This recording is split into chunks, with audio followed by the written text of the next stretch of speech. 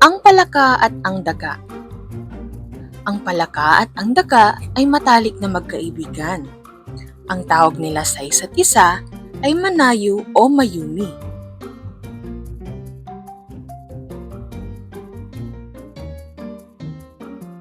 Sa kanilang magandang pagsasama, nakaisip ang daga na sila ay magpaligsahan sa paglundag upang malaman kung sino sa kanila ang pinakamataas lumundag.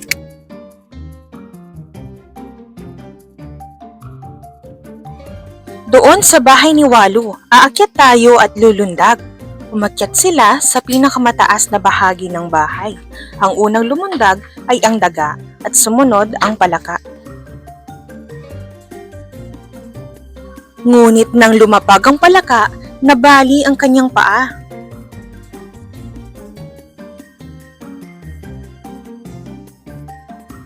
Nag-alala ang daga at ang sabi, "Nakakaawa ka naman, nabali ang iyong paa.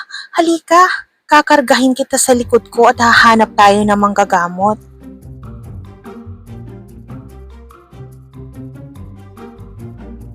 Hindi nagtagal, dumating sila sa isang lugar na may isang matandang babaeng gumagamas ng damo.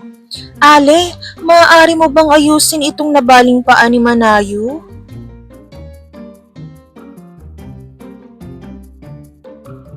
Pag-alis ng daga, kumuha ang matandang babae ng sibuyas. Binalot niya ang palaka sa dahon. Inihaw niya ito at kinain. Kinaumagahan, bumalik ang daga.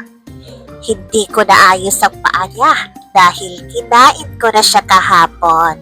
Wika ng matanda.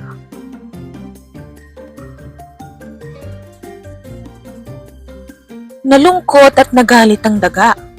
Inimbita ng daga ang iba't ibang hayop, kagaya ng pukyutan, langgam, linta, alupihan, at ahas.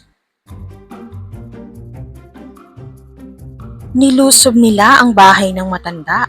Kinagat siya ng mga hayop at namatay ang matanda. Natutunan nila na ang kasamaan ay may kapalit at ang tunay na kaibigan ay dapat pinapahalagahan.